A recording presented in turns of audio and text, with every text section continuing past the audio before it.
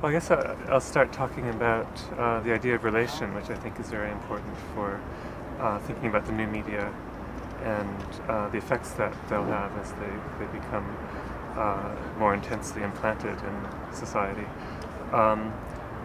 The term interaction or interactivity seems questionable to me, and I think that it's important to make a distinction between relation and interactivity. When people talk about interactivity, they're usually talking in a framework where the properties of the objects or people in interaction are assumed to be known. They're usually put in a framework of use or utility. So there's an assumed form of the object or of the person, and then certain natural extensions of that in use or use value. So a lot of people think of the problem of designing in new media as analyzing the needs that are already existing and then fulfilling the needs. But if you take that approach, nothing new happens, because you're just making explicit or externalizing what you already see to be in people. So when interactivity is used in that way, I think it limits possibilities and boxes in the potential that might be in the new media. So as a alternative, or as a complement to the notion of interactivity, I think it's interesting to play with notions of relation and putting it a different way, where rather than assuming a form and certain functions that go along with people and then having them play out or activate, to think of some space where people are in participation but in a way that is not yet determined, so that the outcome isn't yet certain. So when I think of relation, I think of that kind of space where there's always this margin of indetermination or something as yet undecided that happens in between stimulus and response, rather than in the stimulus or in the response, and makes both sides, the stimulus and the response, perhaps look different in retrospect. So in a concept like relation, the terms, the objects or the bodies that are in relation, they're defined through their participation rather than coming to the interaction with definitions, carrying them already within them, or at least they have a certain margin of redefinability that can come out of the interaction. So the concept of relation is connected to possibilities of change and potential for change of what it is to be a human in interaction, rather than simply acting out what is already implicitly within us. Do you think it's also true when we're in a strict digital environment or digital space? I mean, what you're saying about the relation, the fact that it maintains a sort of how do you say it in English? Undefined or undefined character, undetermined character of objects in relation, even if we are in a... Well, at that point it becomes a process, because every time you effectively enter into a relation, something comes of it, an effect is created, and we are determined, and that effect can be very concrete, very determinate. But the potential of being in relation continues. So it's sort of a rhythm of drawing out determinate effects, but remaining in a kind of medium of relation where you have to, where those effects subside, you come back out of yourself into in between of other people, once again where things are not played out in advance. So it becomes an ongoing process of generation of determinate effects, and then entering into an ongoing medium or space of relation that has a certain independence or autonomy from the effects generated within it and from the definition of the objects or people that come from it. So it's more like a field of emergence where the potentials for being determinate or producing determinate medium are almost stored, like a reserve of potential change or potential for new function. I usually like to think about it that way too. I guess what I was referring here was to all these discussions about cyberspace as a space of control, when you know that Yes. so much better than I do. And I was not thinking so much about these discussions around the idea of virtual and how Deleuze himself, for instance, thought about this, but on one of the first, maybe the first definition of cybernetics, that was the one first, if we forget about Aristotle, the one of Norbert Wiener, and the idea that cybernetics has to do with retroaction, meaning that this cybernetic space may not contain a predefinition of objects that will be in relation, but tends to integrate the answer and response. Exactly. And yes. so by integrating it, that was the what concept of was retroaction asking, feedback is very undefined character of Exactly, objects yeah. in relation in cybernetic space aren't immediately contradicted by this possibility of retroaction. Not at all. I think it's a mistake to think of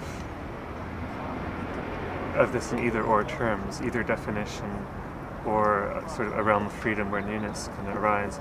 The realm of freedom where newness can arise already takes place in a world that has been previously defined, and the idea of retroaction or feedback is extremely important because determinations of meaning or patterns of interaction or function can enter back into a relation with one another, so that the field of relation is never completely lacking in determination or lacking in constraint. If anything, it enfolds more determination, more constraint into it, and in the complexity of the interaction between those constraints, new effects arise. So there's no either or of constraint and freedom. It's more an effect of the complexity of the interaction, just as in physics, where two celestial bodies, for example, might have very determinate paths determined by their gravitational fields in relation to one another, and that will follow the laws of Newton's laws of physics. But if you had a third body and a third gravitational field, you can no longer predict in the long term what the paths will be, because there's some kind of indeterminacy effect that's generated in the complexity of those three interactions, even though each one follows deterministic laws. So you can have deterministic rules, you can have constraints, but if you allow them to enter into a certain kind of relation, often or primarily enabled by feedback, then even considering the constraint, new effects can arise.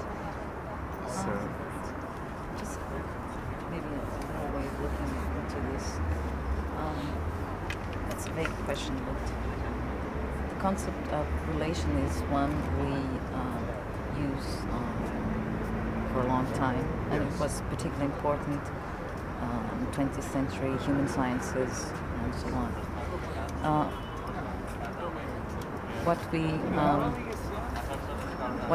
we notice today is that the concept of connectivity tends to impose itself. And I think it's interesting that you still think that the relational is something that is more powerful as a concept, maybe.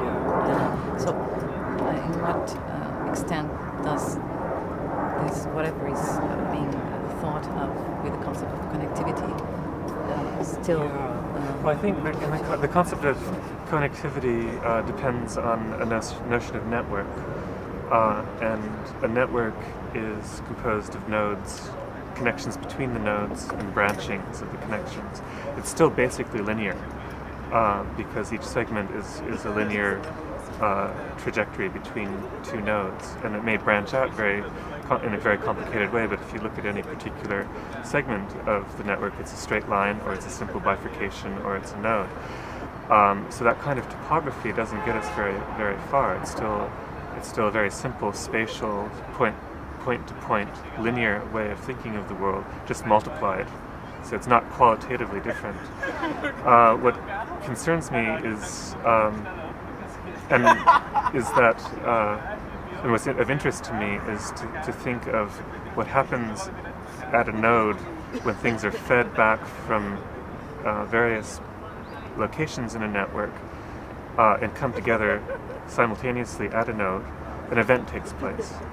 And for me, relation has to do with that event rather than the topography of the connectivity.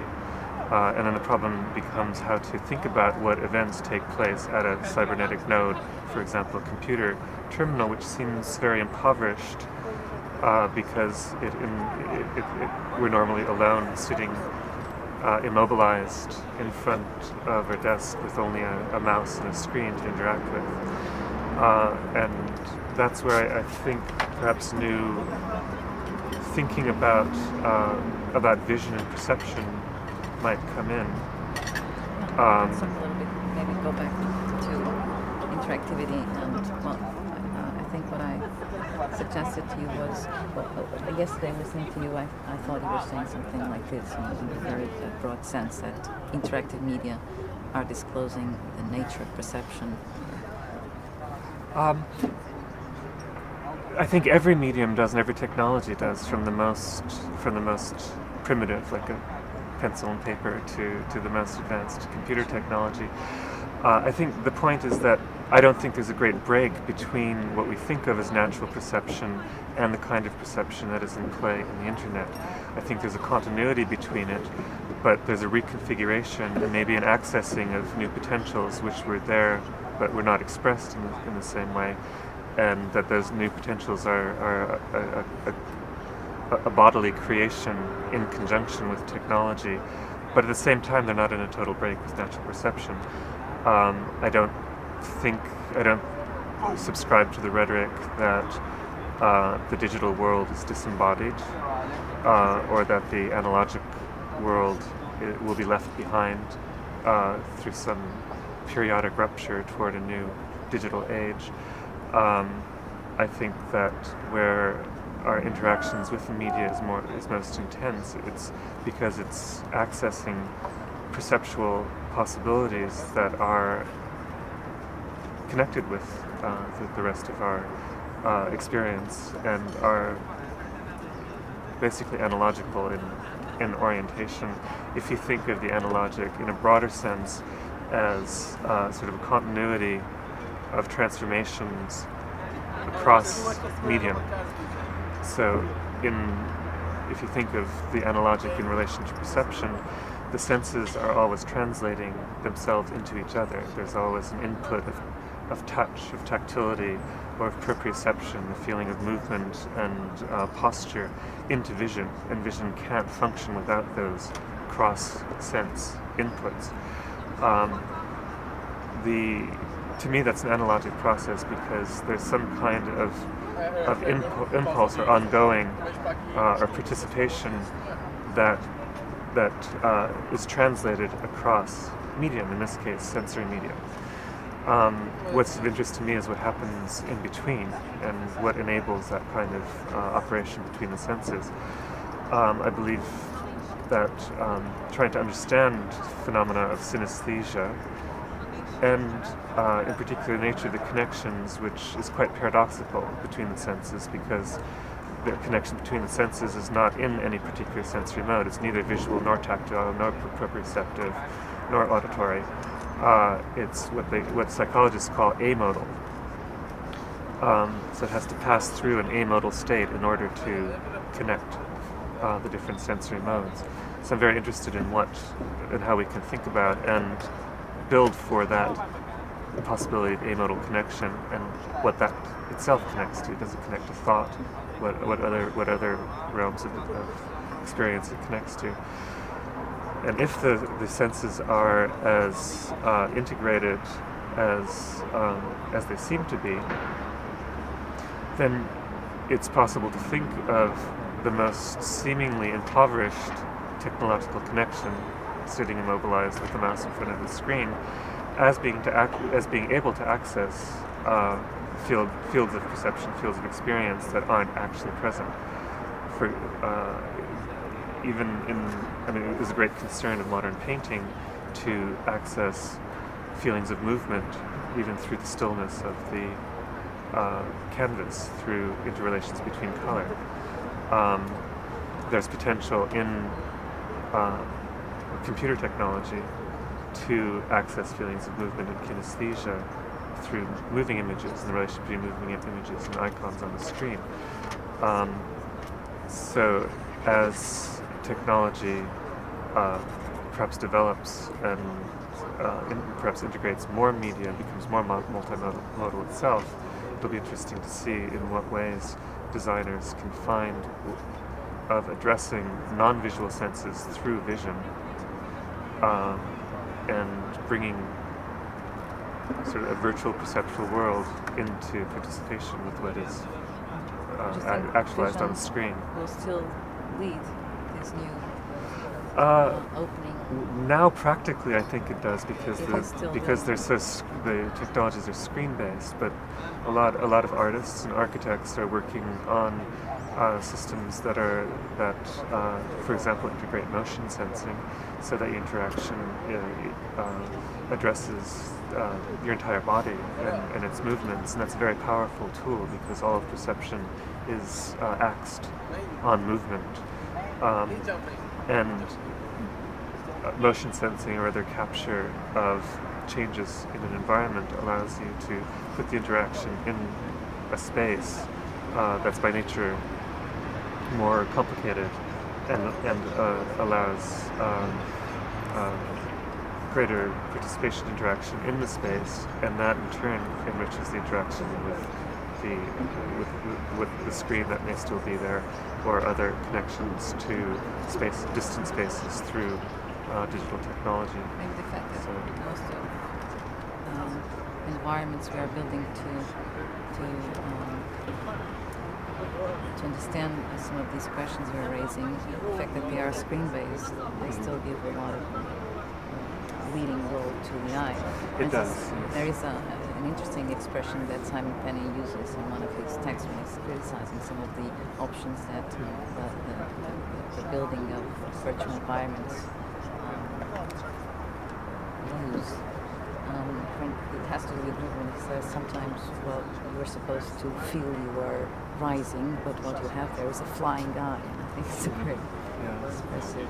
Well, I think there's still, as Simon Penny argues, there's still a very strong Cartesian undercurrent in a lot of the ways that people think about technology, and the eye is thought of as connected to the mind, and there's still, I think in a lot of people's way of looking at it, a kind of mind's eye behind the eye that connects with our visual experience. But the eye is an organ of the body.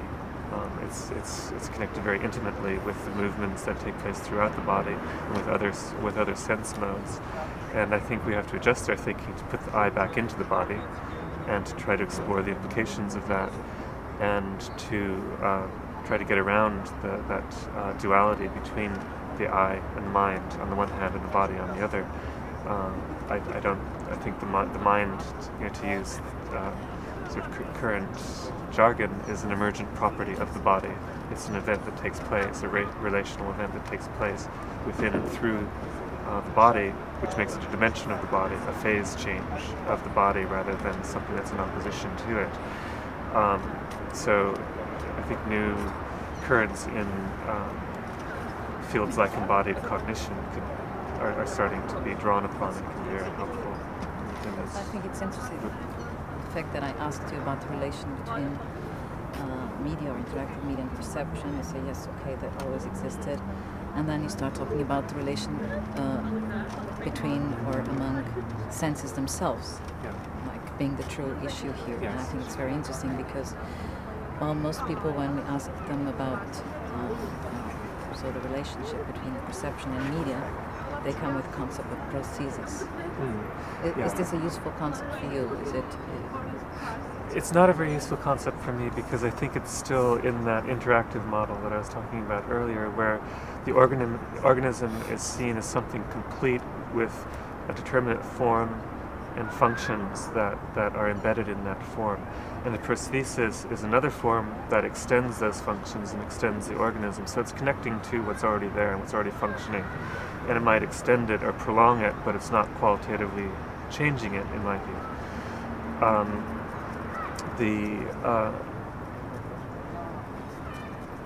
So when I go back to the senses, I think it's important, again, to think of them in a new way. They're not deterministic systems. And by invoking the senses, I'm not returning to a concept of the natural body as it is before society. The body is shot through and through with encultured responses, and the senses are by nature open to those. So it's by nature in continuity with culture.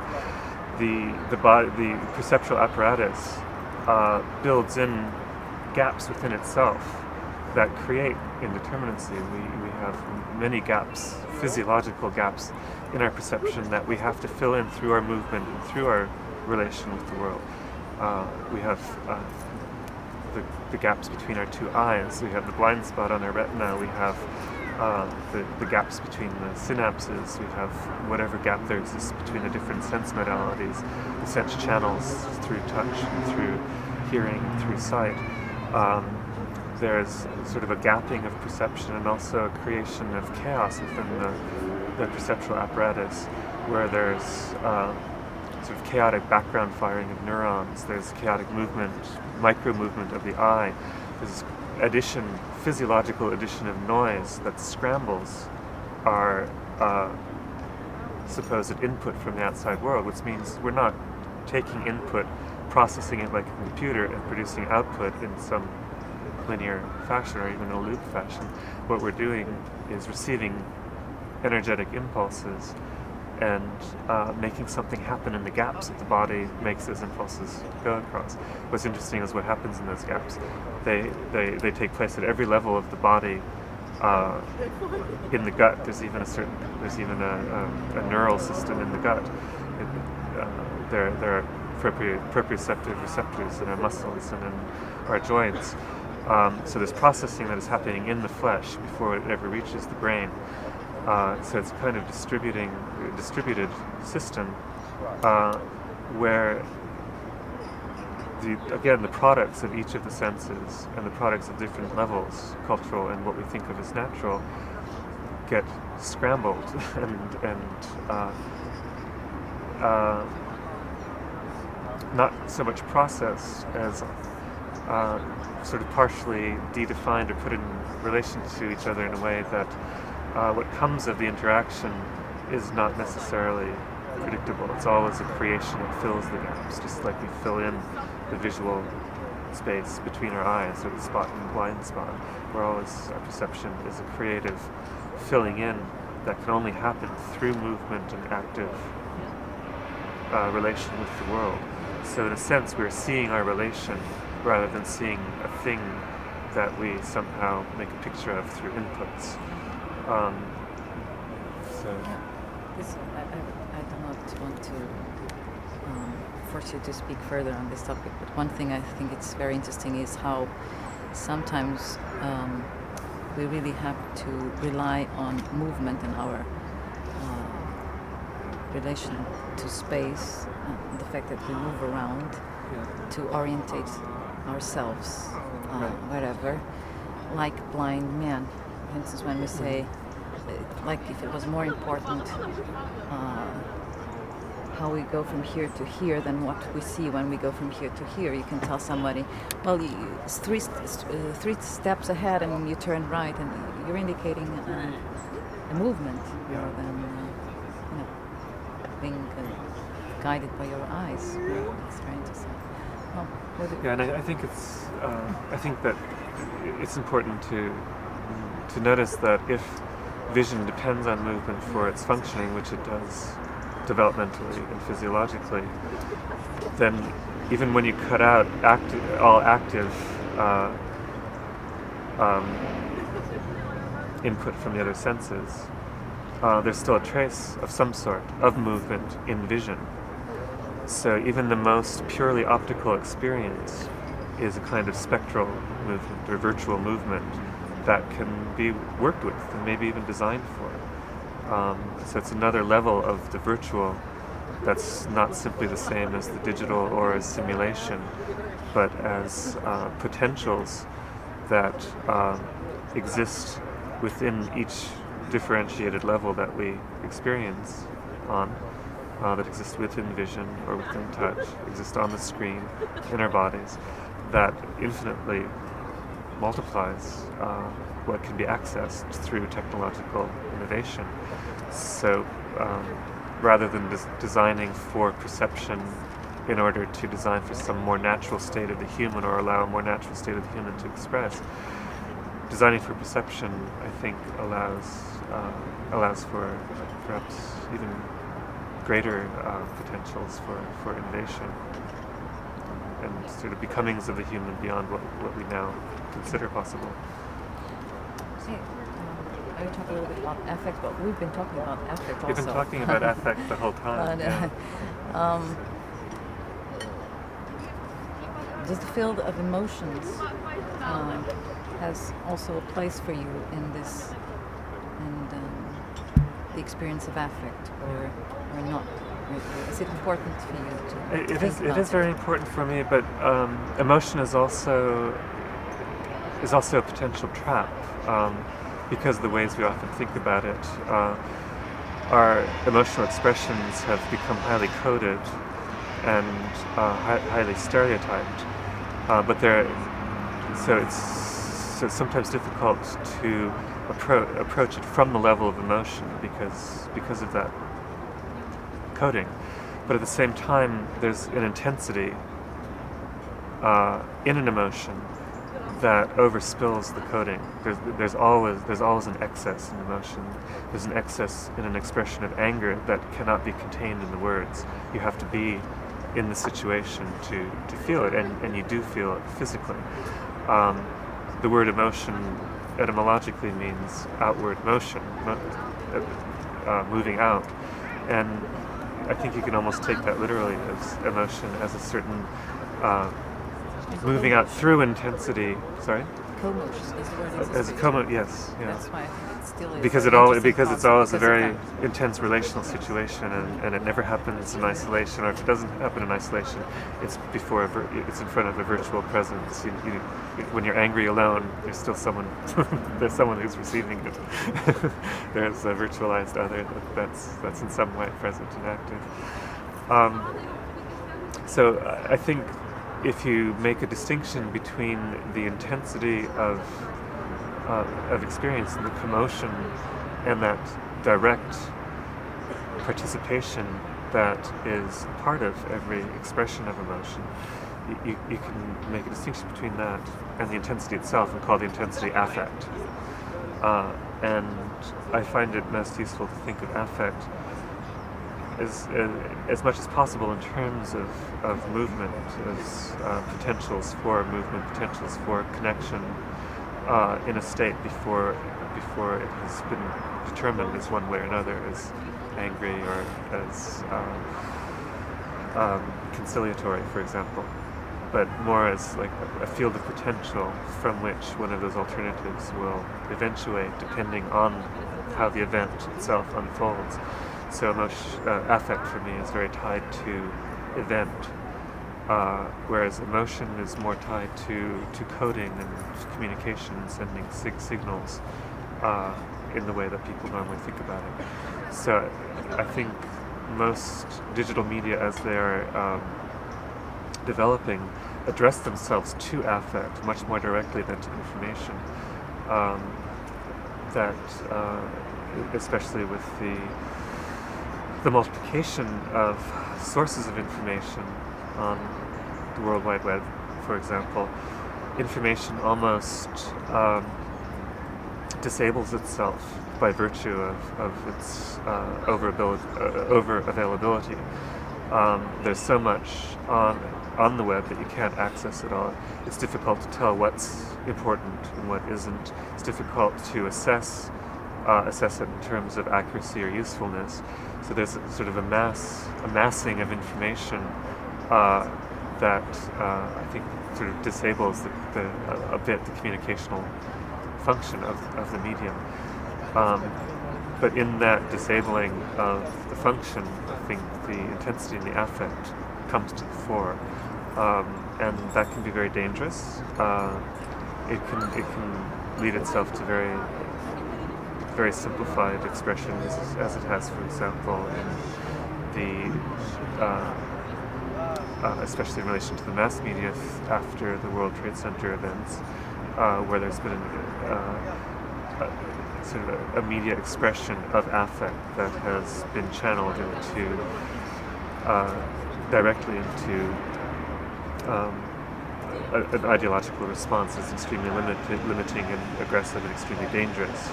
And but on the other hand, I think there can be counter practices of affect that perhaps open the avenues of response. And perhaps it's the role of the left today to explore those avenues rather than falling back on the usual ideological argumentation, to go back to arguing only the rightness of ideological positions is to ignore the changes that have taken place through the mass media and through the more differentiated digital media in the World Wide Web. It's to ignore the fact that affect has become the medium of culture more than information, and that there is no overarching ideological structure that encloses it. Ideology takes place. Ideology is part of the network. It's created. It is created, recreated within the new networking. And if the left doesn't realize that, then it leaves the affective field totally open to the right and to proto-fascist or fascicizing tendencies that we see expressed in the United States now through the pinning of the extreme affect that was triggered by the World Trade bombings onto the faces of the victims, the formerly empty face of George Bush, and then that affect legitimating responses that are perhaps not very well thought out and may lead to it may actually lead to greater harm and unforeseen consequences, and will continue the loop of violence. So I think it's important. Affect is important politically as well as in terms of what technological potentials or artistic or expressive potentials might be found by rethinking affect, its relation to emotion, and both of their relation to policy and ideological expressions. What kind of affect is terror? I mean, we in 20th century, of course, we were all already before the 11th September familiar with the word terrorism, but we thought about it as a sort of political method for fighting something, not as an affect. Terrorism used to be... French Revolution gave a very specific sense to terror as an affect, and we think of it as an affect when you think back to the French Revolution. Yes. And I think it is coming back. We're forgetting about terrorism as we used to think about it, and we're thinking about terror today. What kind of affect is terror? Well, in the late 19th century, terror among anarchists was a propaganda by the deed. It was making an ideological point and instructing through a deed of violence. And that approach to terrorism was continued by Marxist and leftist liberation movements into the 20th century. What's happening now, I think, is fundamentally different, qualitatively different. Terror is no longer a way of making a point or propagandizing through the deed. It is a performative act. It is an event that triggers an almost uncontainable emotion, and that emotion is fear. And all of its effects take place within that fear. What it does is sow insecurity. And insecurity is something that's very difficult to respond to or know how to live within, because it's by nature in contact with something that is unknown or indeterminate.